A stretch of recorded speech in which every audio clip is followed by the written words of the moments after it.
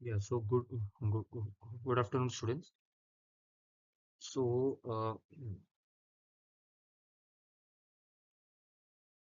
अभी मुझे इस पॉइंटर की सीरीज में जो मैंने पॉइंटर की सीरीज की शुरुआत की थी, सो उसमें मुझे डायनेमिक मेमोरी एलोकेशन ये पॉइंट आपको अभी एक्सप्लेन करना था।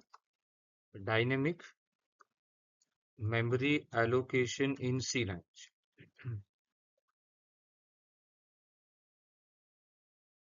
सो ये डायनेमिक मेमोरी एलोकेशन होता क्या? ठीक है, पहले वो देखते हैं। सो सपोज मेरे पास एक एरे है और अगर मैंने उसका साइज डिक्लेयर किया 100, तो अभी क्या होगा कि अभी हम 100 वैल्यू स्टोर कर सकते हैं एरे में। पर अगर आपने 100 से कम वैल्यू स्टोर किया एरे में, तो क्या होगा, तो रैम मेमोरी अननेसरली वेस्ट होगी। ओके, तो सपोज एक ऐसा कुछ मैंने किया कि अगर जितने वैल्यूज यूजर को स्टोर करने एरे में, मैंने उतने साइज का एरे क्रिएट किया, तो उसके लिए हम डायनेमिक मेमोरी एलोकेशन का कॉन्सेप्ट यूज कर सकते थे। तो जैसे अगर मुझे अभी डायनेमिक मेमोरी एलोकेशन करना है, तो पहले तो इसका मीनिंग क्या है। सो डायनेमिक मेमोरी एलोकेशन का मतलब ये है कि आप यूजर को पूछ सकते हो कि उसे कितने वैल्यू स्टोर करने आ रहे में, और हम उतना साइज का एरे बना सकते हैं। ठीक है, और डायनेमिक मेमोरी एलोकेशन के लिए हम प्री डिफाइंड फंक्शन यूज करते हैं, जैसे malloc, calloc, free function and so. तो अभी अगर मुझे डायनेमिक मेमोरी एलोकेशन करना है, तो उसमें सबसे इंपॉर्टेंट पॉइंट क्या है कि आपको पॉइंटर वेरिएबल डिक्लेयर करना पड़ेगा। ओके, तो हमने यहाँ पर एक पॉइंटर वेरिएबल डिक्लेयर किया है।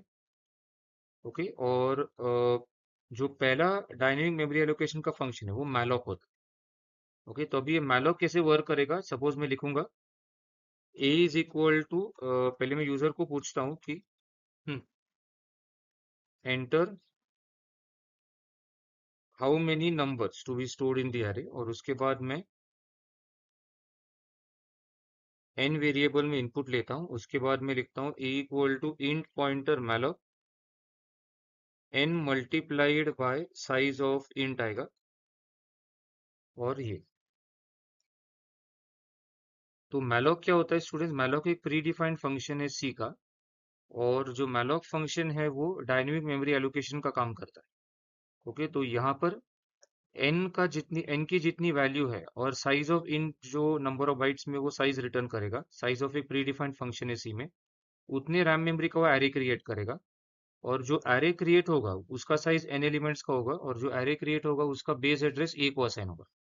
तो यहाँ पे एक जरूरी बात यह है कि जब हम मैलॉक कॉल करें तो हमें वो टाइप कास्टिंग करना पड़ता है, एक्सप्लिसिट टाइप कास्टिंग। और जिस पॉइंटर वेरिएबल को आप ये मैलॉक असाइन करें उसमें वो आपको एक्सप्लिसिटली टाइपकास्ट करना पड़ेगा। तो यहाँ पर ये जो ए वेरिएबल है उसको हमने वो मैलॉक का असाइन किया है। मतलब ये जो ए वेरिएबल है अभी वो जो डायनेमिक एरे आपने क्रिएट किया है उसका नाम अभी ए होगा। ठीक है, सो जिस पॉइंटर वेरिएबल को आपने वो मैलॉक असाइन किया है, उस वो पॉइंटर वेरिएबल जो है वो अभी उस डायनेमिकली एलोकेटेड एरे का नेम बन जाएगा। तो ए उस डायनेमिक एरे का नाम होगा जो हमने यहाँ पे क्रिएट किया। ओके, और इसका एडवांटेज क्या है कि अभी जितने वैल्यूज मुझे स्टोर करने थे एरे में, उतने साइज का एरे क्रिएट होगा। ओके, और जब ये एरे क्रिएट होगा इसमें इनिशियली सारे वैल्यूज गार्बेज वैल्यू होंगे। और जैसे मैलॉक होता है वैसे और एक फंक्शन होता है कैलॉक। तो कैलॉक का सिंटैक्स क्या है, देखो कैलॉक, ये यहाँ पे मुझे कैलॉक लिखना पड़ेगा और यहाँ पे मुझे n comma size of bracket में इंट लिखना पड़ेगा। तो ये कैलॉग फंक्शन क्या करेगा, वो भी एक डायनेमिक एरे क्रिएट करेगा जिसका साइज n होगा। बट इनिशियली सारे वैल्यूज 0 होंगे, क्योंकि जब कैलॉग एरे क्रिएट करेगा वो डिफॉल्ट वैल्यू स्टोर करेगा सारे वैल्यूज में। और ये मैलॉक और कैलॉग किस हेडर फाइल में मौजूद है, stdli। ओके, सो मैलॉक और कैलॉग का मैं आपको एक प्रोग्राम दिखाता हूँ।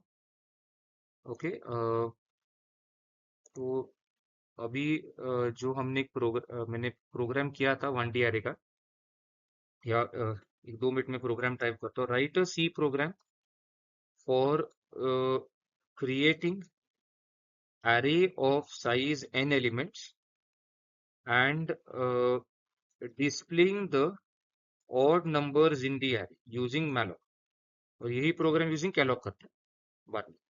तो हैश इंक्लूड stdio.h, उसके नीचे हैश इंक्लूड हम लिखेंगे stdlib.h स्टूडेंट्स, उसके बाद इंट मेन आएगा, और मेन के अंदर हम एक पॉइंटर वेरिएबल डिक्लेयर करेंगे जिसका नाम मैं a लूंगा, और उसके बाद मैं यूजर को पूछूंगा printf enter how many numbers to be stored in the array, scanf %d ampersand n आएगा।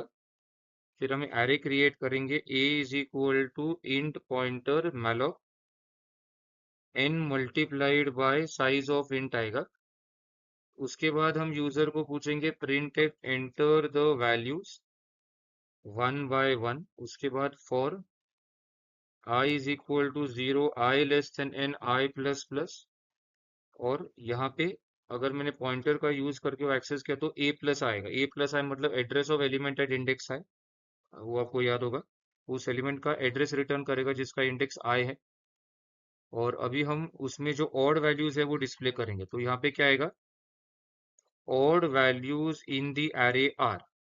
ओके, तो यहाँ पर हम इफ लिखेंगे और pointer of a plus I mod 2 is not equal to 0,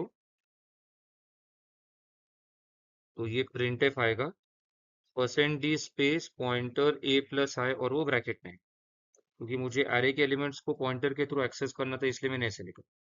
और अंत में मैं फ्री नाम का फंक्शन कॉल करता हूँ, उसमें a पास करता हूँ। अभी ये फ्री फंक्शन का मीनिंग क्या है वो मैं आपको समझाता हूँ। तो फ्री जो है वो एक प्री डिफाइंड फंक्शन है, और ये भी stdlib.h हेडर फाइल में मौजूद है। और ये फ्री फंक्शन क्या करेगा, उस एरे को वो डिस्ट्रॉय करेगा। जो एरे हमने ऊपर डायनेमिकली क्रिएट किया था मैलॉक का यूज करके, तो वो नीचे डीएलोकेट होगा, मतलब वो रैम मेमोरी से डिस्ट्रॉय होगा। ओके, और ये भी जो फ्री फंक्शन है ये भी stdlib.h हेडर फाइल में मौजूद है। ओके, और वो एरे को डिस्ट्रॉय करता है। तो ये कॉल होने के बाद अभी जो ए एरे हमने डायनेमिकली क्रिएट किया था, अब मैं उसे यूज नहीं कर पाऊंगा, कि मैं अभी ए एरे को यूज नहीं कर पाऊंगा जो मैंने ऊपर क्रिएट किया।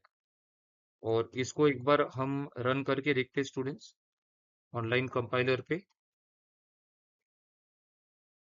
और इसी प्रोग्राम को कैलॉग से रन करके एक बार चेक करते हैं। तो अगर मैंने, ओके, एरर आ रहा है, शायद मैंने n को डिक्लेयर नहीं किया था, तो मैं लिखता हूँ int n, i को भी मैंने डिक्लेयर नहीं किया तो ये आएगा।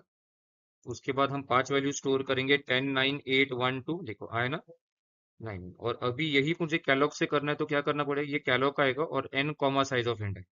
मैलॉक और कैलॉग लगभग सेम ही है, पर मैलॉक में हम मल्टीप्लाई यूज करते हैं, कैलॉग में n और वो साइज ऑफ के बीच में कॉमा यूज करते हैं। और वो जब एरे क्रिएट करेगा, मैलॉक इनिशियली सारे वैल्यूज को गार्बेज वैल्यू स्टोर करेगा, और जो कैलॉग फंक्शन है वो इनिशियली सारे वैल्यू जीरो करेगा, जो जीरो डिफॉल्ट वैल्यू होता है इन डेटा टाइप का, तो वो वैल्यू स्टोर होंगे एरे, इनिशियली स्टोर होंगे। बाद में हमने वो वैल्यू चेंज किया ऑब्वियसली।